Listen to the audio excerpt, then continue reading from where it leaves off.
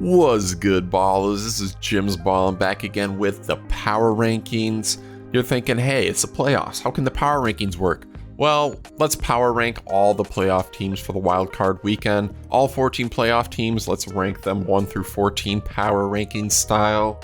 Let's get into it. If you're eliminated for the playoffs, you don't matter anymore. Get your ass out of here. We're not ranking you. So here is the playoff power rankings. Starting with number 14, I think the weakest team in the playoffs, it's got to be the Texans. They were able to get a win against the Titans, and a game that was kind of meaningless because the Texans already locked up the number 4 seed in the AFC, but they still ended up with the win. Finished the season with a 10-7 record, and they won the AFC South, the worst division in the league. Congrats for winning the worst division in the league. Congrats. But yeah, for the Texans, I mean, they have an alright defense, but hasn't been up to standard. And with the offense has been terrible. CJ Stroud in a sophomore slump. Injured receivers with Tank Dell and Stephon Diggs both out. And with the offensive play calling not being that good. The Texans with an okay defense, but with how bad their offense is, they just keep losing these games. And they've looked super unimpressive against good teams. So it'll most likely be a one and done for the Texans. We'll see though, but with just an okay defense and a really struggling offense, it's hard to have faith in the Texans. Number 13, I gotta give it to the Bucs, and it's because the Bucs have just looked kind of inconsistent and not too impressive lately. They're able to beat the Saints and get into the playoffs last week, but they were losing to the Saints for a good portion of that game. And you know the Saints, they have injured quarterback, injured running back, injured team, and the Bucs were just barely able to beat that really banged up, really bad Saints team. But they did end up winning, they did make the playoffs, but Bucs, with barely being able to beat the Saints and losing to the Cowboys recently too, it's just hard to have that much faith in the Bucs. But you know, if Baker Mayfield, if he's turning it on, he's looking really good, then the Bucs can be a really dangerous team, but with their inconsistency, I don't have too much faith in them, honestly. Number 12, it's the Broncos, and they kind of proved me wrong and impressed me a little bit. I kind of thought that the Broncos kind of lost their fight. They've been losing games recently. Thought they might let the playoffs slip through their hands, but they were able to beat the Chiefs and just shut them out, just absolutely destroy the Chiefs. But then again, it was Chiefs backups playing, so maybe not too impressive a win, but still, it's a really good Broncos team. They're able to make the playoffs. The defense has looked really good, and Bo Nix has looked like their quarterback. So ended the regular season with a 10-7 record, and this was a really successful season for the Broncos. It's just tough that you have to play against the Bills in the first round. That's just really tough, really sad. But yeah, the Broncos, they're a really solid team and can be really dangerous going into next year and seasons to come. Number 11, dropping a bit, it's gotta be the Steelers, and they lost another game. They lost to the Bengals, and they fell down to 10-7. They've been losing games recently, losing games to all these good teams. And the Steelers, even though they had a really good record for a lot of the season, they just showed that they're still the same old Steelers. With a really good defense, pretty mid offense, and just losing to good teams. Probably be another first round playoff exit. It's just still the same old Steelers. Number 10, it's gotta be the Rams. They moved up a little bit. They ended up losing to the Seahawks, but it was a game where they rest all their starters, so can't really take too much into account with that. They finished the regular season with a 10-7 record, and the Rams, I don't know how to feel about them. Their defense is really tightened up. Their defense has been looking a lot better, but that offense has kind of taken a step back. With all the weapons, Cooper Kupp, Puka Nacua, Kyron Williams. This Rams offense can be extremely dangerous, but they haven't been looking too impressive. But I mean, if their defense can stay pretty stout, and if they can turn their offense on, then the Rams can be a really dangerous team. But they've been a little bit inconsistent and not been super impressive, so we'll see with the Rams. They have the potential to be really dangerous, but I don't know, we just kind of have to see it. Number 9, we got the Packers, and they lost a game to the Bears, kind of disappointing loss.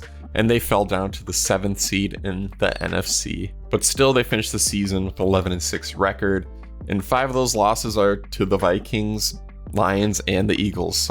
And speaking of the Eagles, that's who they're going to end up playing in the first round, and I think it'll most likely be a loss for the Packers. Unless Jalen Hurts doesn't play, then the Packers have a chance to really steal this game, get a win.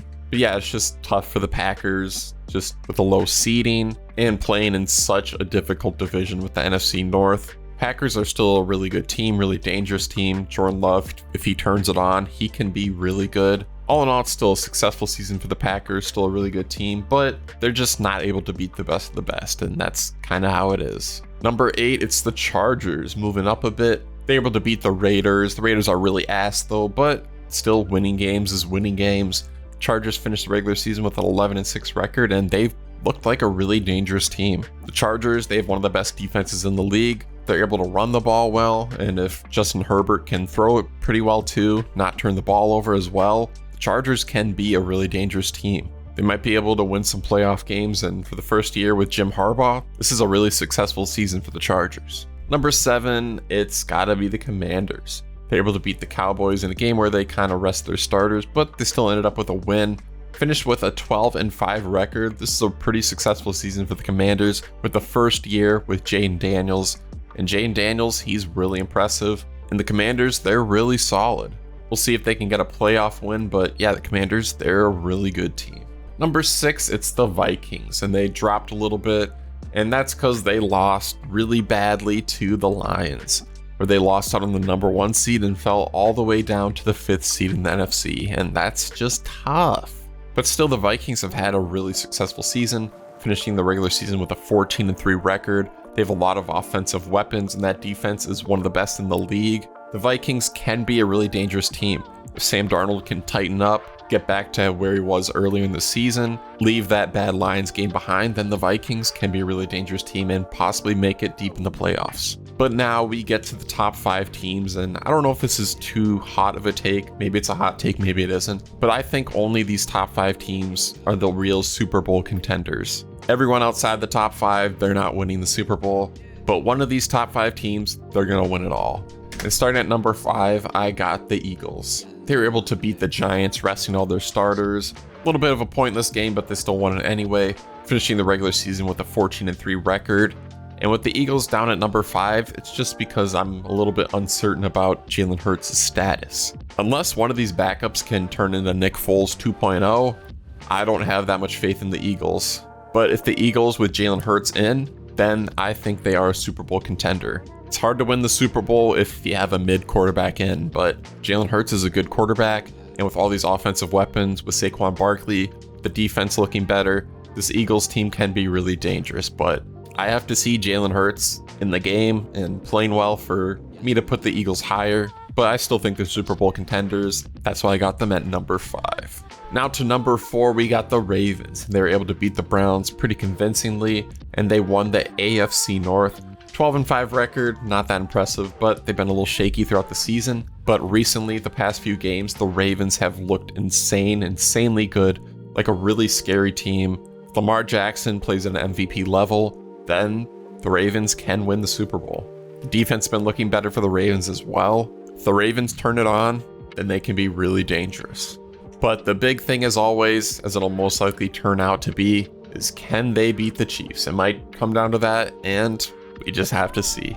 Number 3, we got the Bills. They lost to the Patriots in kind of a meaningless game. They rested all their starters and the Patriots won. Who cares? Doesn't really matter. They finished the regular season with a 13-4 record. And the Bills are just really similar to the Ravens. Lamar Jackson and Josh Allen, both MVP candidates. Josh Allen can play it at an MVP level, and the Bills can be a really dangerous team and can make it to the Super Bowl and win it. But most likely it'll end up being, can they beat the Chiefs in the playoffs? And I don't have too much faith that they can do that. But if they can beat the Chiefs, then they can obviously win it all. For the Ravens and Bills, it'll end up being, can they beat the Chiefs? So we'll see what happens. And speaking of the Chiefs, up at number 2, it's gotta be the Chiefs. They just lost pretty badly to the Broncos, but it was a meaningless game. They're 15-2, and they already locked up the number 1 seed in the AFC. So they get the week off, and the game against the Broncos doesn't really matter. But we know how good the Chiefs are. They're looking to three-peat. They've won the last 2 Super Bowls, so we know how good this Chiefs team is. They don't really need any introduction, and it's just hard to not believe in them because they keep winning. You keep winning, then you get the benefit of the doubt. So the Chiefs are still really an impressive team, and we'll have to see if one of these teams can actually beat the Chiefs in the playoffs. We'll see. But that means at number 1, back up to number 1 after a while, it's gotta be the Lions, and that's because they had the biggest win of Week 18. They looked like the most impressive team in Week 18, so I have to give all the credit to the Lions.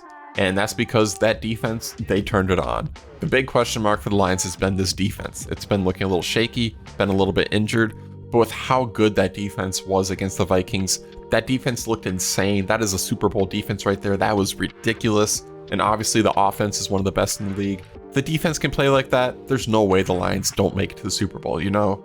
Finish the regular season with a 15-2 record, and now with the bye week, they have an extra week to rest up, get healthier. Lions have looked really impressive. They're able to rest up, heal up from injuries, and with how good they looked last week, man, the Lions are a really scary team, and I think they look like the best team in the league right now. And that'll be it. Thank you so much for watching. Please like and subscribe. This has been Jim's Ballin' with the Power Rankings, and I'll see you in the next video. Peace.